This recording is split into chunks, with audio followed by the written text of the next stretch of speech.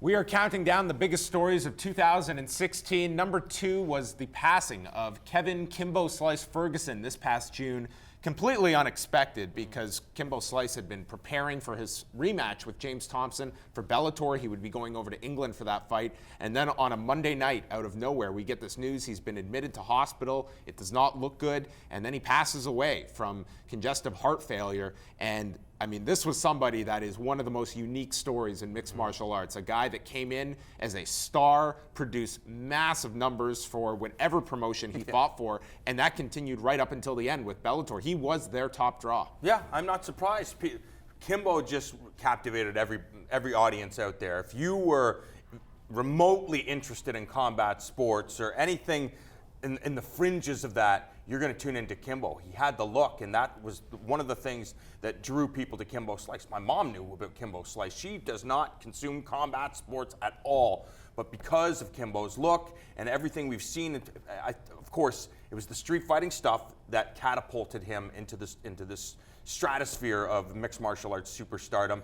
But then on top of that, look how many people watched him fight James Thompson the first time on CBS. So yes, you had this hardcore community that watched the bum fights and the felony fights and his street fights.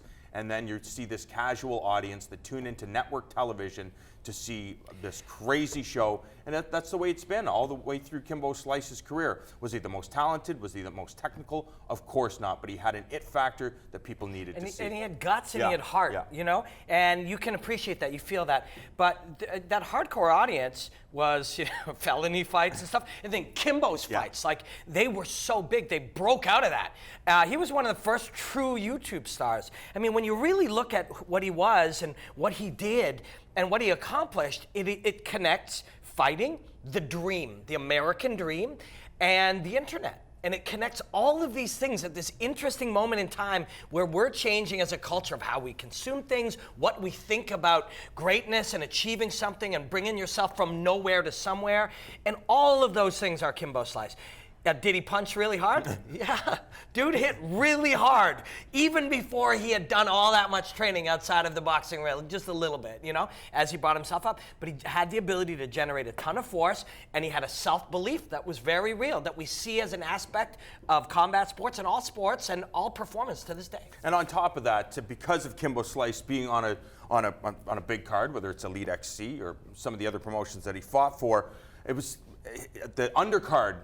People tuned into the undercard because of Kimbo Slice. And one of the fighters for the street certified card, for example, that he was a part of, Nick Diaz, fought on the undercard. So if you're tuning into Kimbo Slice, before you get Kimbo Slice, you get Nick Diaz. And it's like, wait a second, wow, I didn't know that there were awesome fighters outside of the UFC. So I think Kimbo helped, build a brand outside of the UFC. And for a lot of people that were unfamiliar with these organizations, they now understood that they're just as entertaining and just as quality filled as the Ultimate Fighting Championship. And the best example of just seeing Kimbo Slice and that just immense interest in this guy's fights, just go watch that fight with Tank Abbott on Showtime. Exactly. In Florida, that crowd is going insane, and it did a tremendous number on Showtime. I mean, it was just, and that to me is just a lesson right there. Like Kimbo Slice and Tank Abbott in 2008, I mean, these were not the most skilled guys, but they were these larger-than-life personalities, and Kimbo Slice, that was always the case with him. Yeah, and that sort of it factor, as you called it, and that extra thing, I don't know what it was exactly. Yes, he looked cool, but he, you smiled when you saw Kimbo. Like when he wasn't even fighting, it's oh, that's that guy. He was in television commercials and stuff. He could fight. He could fight in a time that fighting wasn't understood as the science that it is now. It was the leather helmet era in football, and Kimbo Slice was the quarterback. The times change now. The downside of this star power being unconnected to fighting, we're seeing it now, and we're going to see it a lot in 2017. We saw it in the Dada fight, though. Yes, but this was a man in his 40s, and that came down to the risks of fighting. Yeah, he got hit hard, and he hit other people hard. But when you're in your 40s and you're training, pushing yourself like a professional athlete, it's hard on your body. And the Dada fight was maybe one of the lower points of fighting by bringing in a guy because of a red mohawk and a beef. Yeah. And one guy ended up in the hospital, and that's the downside of it. But even now, when we're seeing young fighters that are not barely top 40 headlining Fox cards because they are very famous. Famous and fighting skill are not connected. We can be excited to see a famous person fight, but we can't get confused that they are high-level fighters just because we like them.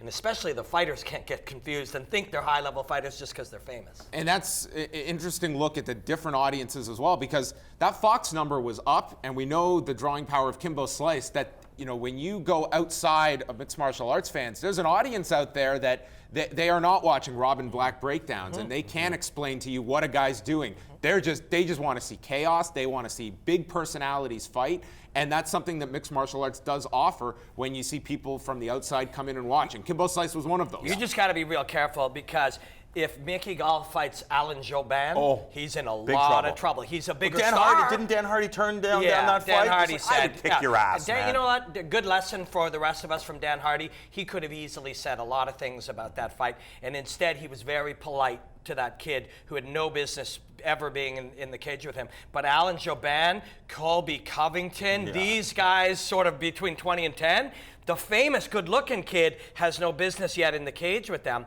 and he needs to know that so he can fight fights where he'll be able to perform, be pushed to those realistic limits, and we can enjoy watching him fight. That was our number 2 story of 2016. Kevin Kimbo Slice Ferguson was 42 years old.